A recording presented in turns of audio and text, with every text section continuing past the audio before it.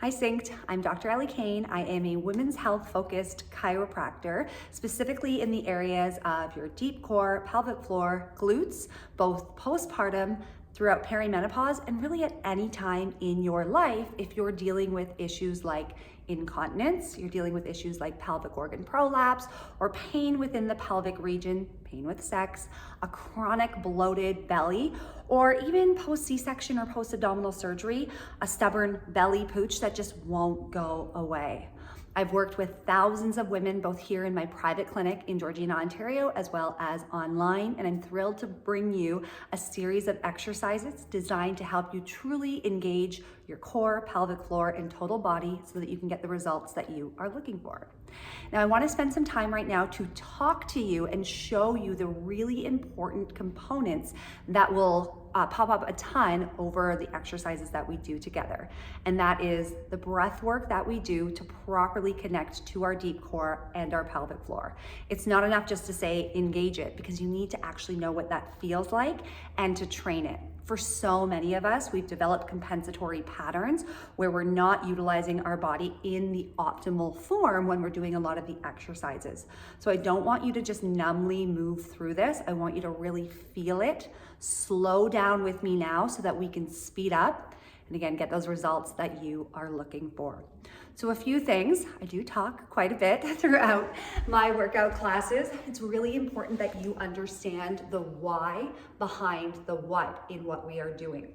So when it comes to our core, we have our outer layer, which is your six-pack muscle, your rectus abdominis, and then we have our deep layer, which is our transverse abdominis. Your rectus abdominis goes up and down, so think about crunches, but your deepest layer of the core contracts inwards, and actually it's like a corset. It wraps 360 degrees around your body. Now, if you're pregnant, like I just was 4 months ago, when you are pregnant, that part of the abdomen has to separate. And it can separate for other reasons as well. It's called diastasis recti.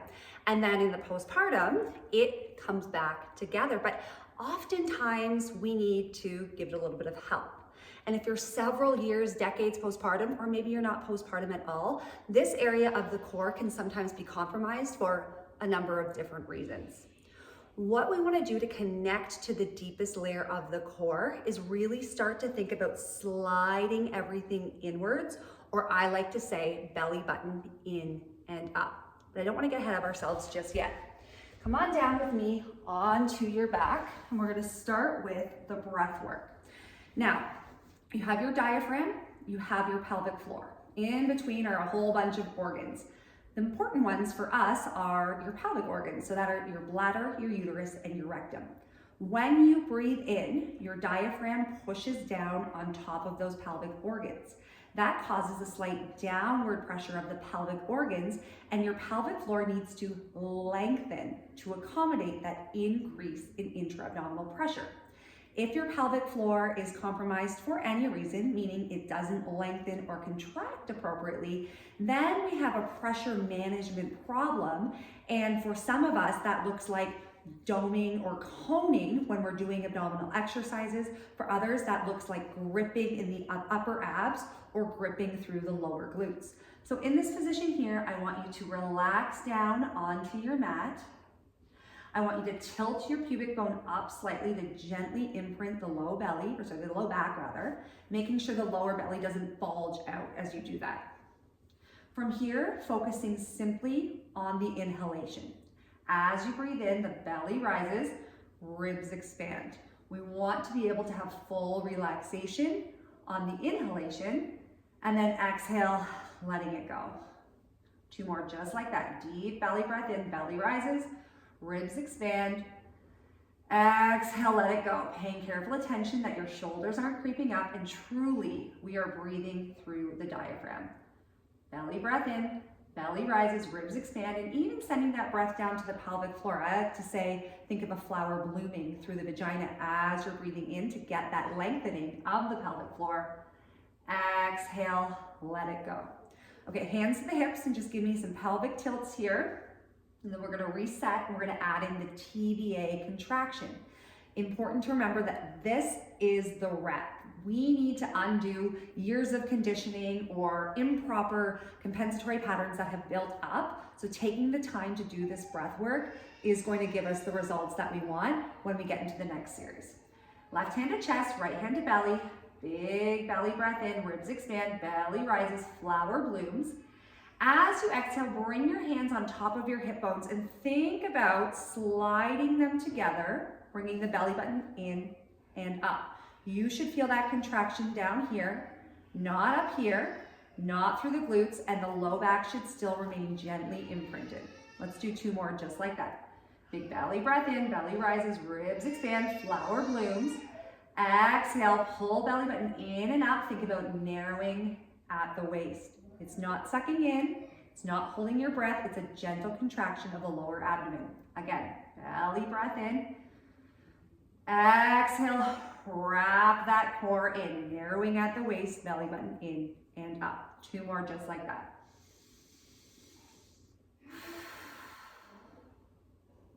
Last one.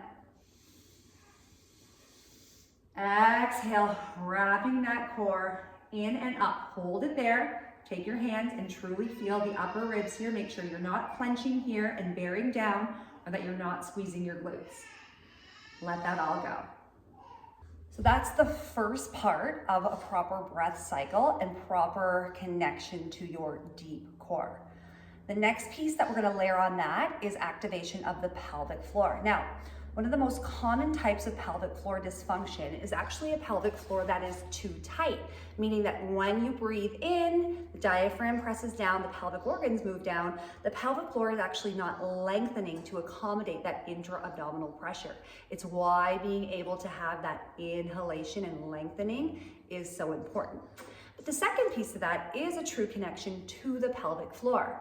And I've had to chuckle a few times when I've been in different fitness classes. The fitness instructor, while well-intentioned, will say, engage your pelvic floor. And I'm like, well, I know what that means, but does anybody else? You are gonna know what that means after doing this next exercise. Now, it's important to understand the anatomy of your pelvic floor. It's like a hammock that sits within your pelvis. It has bony attachments, and your pelvic floor is, the name of the anatomy is your levator ani, which literally means lift your anus. So don't laugh, but the way that you can start to connect to your pelvic floor is by finding the muscles that you would use to hold in a fart. All right, let's do it together. So coming onto your back, once again, letting your body sink right down into your mat, pull the pubic bone up to gently imprint low back. And I want you to take this time, bring your hands to your bum, because it's common when we're trying to find our pelvic floor to squeeze our big bum muscles. I don't want any contraction of your glutes. I just want those small intrinsic muscles, the muscles around your anus, to start to have a flicker of muscle activity. How you do it? So we're using the muscles that you would use to hold in a fart. Once you have that connection there, you're gonna start to draw it up into your body. Think like there's a little rope internally pulling everything up and in. Okay, let that all go again. Once again, let's take a deep breath in to start the cycle. As you exhale, you just simply bring your brain into your perineum and think about a flicker of muscle activity and a lift. If you're doing this right, you'll feel just a gentle core contraction. Not like the TBA one, but just a gentle flicker of muscle activity here. We're gonna put it all together. Just focusing on the pelvic floor lift, but starting with the breath. Belly rises, ribs expands, a flower blooms. As you exhale, you connect to your levator ani muscle and you add a gentle lift. Not the big bum muscles, not gripping through the core. 2 more just like that. Breath in, belly rises, ribs expands, flower blooms. Exhale, connecting to your pelvic floor, adding a gentle lift. Last one, belly breath in, belly rises, ribs expands. Exhale, add that lift. Okay, hold that lift if you can. And then let's see if we can start to reconnect to the deep core, the transverse abdominis. So remember, that was where we slid everything in or thought about the belly button coming in and slightly up. I like to think of it as like a zipper.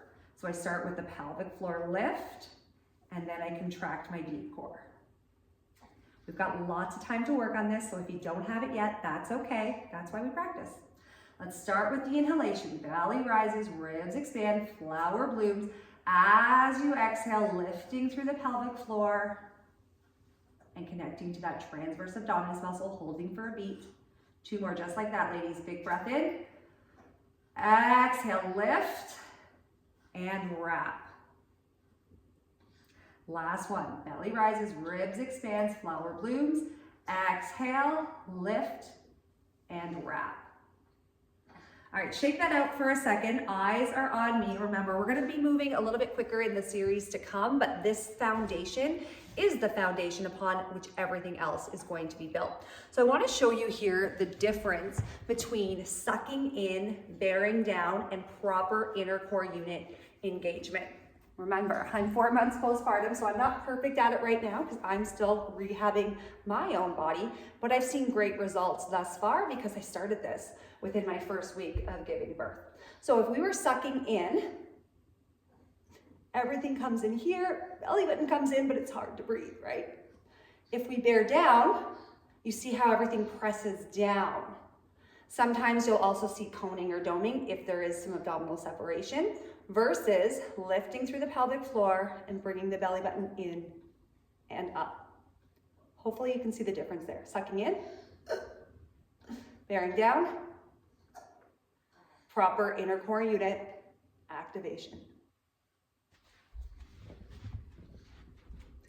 Sucking in, bearing down, proper inner core unit activation. Let's challenge that in a different position now. So the rep is the lift and the wrap. We just put ourselves into different positions to challenge the stability and the continuous engagement of that. So moving into a hands and knees position, pull the pubic bone forward to flatten the low back. And starting with 3 breaths here, just focusing on the inhale, let the belly drop down to the floor. Exhale, let it go. Ribs expand, belly drops, flower blooms. Exhale, let it go. Adding the pelvic floor lift and deep core unit engagement on this next rep. Belly rises, ribs expands. Exhale, lift through the pelvic floor, wrapping the core, pulling belly button in and up. Inhale, exhale, lift, wrap, hold. Last one here. I can really feel myself. I know this about myself, but my right side is trying to do the work of the left side. So we can't just numbly move through these exercises. You really have to bring your brain right into the area that you're trying to connect to. Okay, that is your breath work. That is your deep core engagement and activation, as well as pelvic floor. We are gonna layer on top of that throughout the next classes that we're doing together, but this is the bread and butter to fixing those common but not normal complaints that you might have in the postpartum, during perimenopause, or just being a woman and being told to suck in all the time or wearing tight pants. We've really done a disservice to this area. No more. It's time we learn how to properly engage and activate so we can feel good. I'll see you in the next video.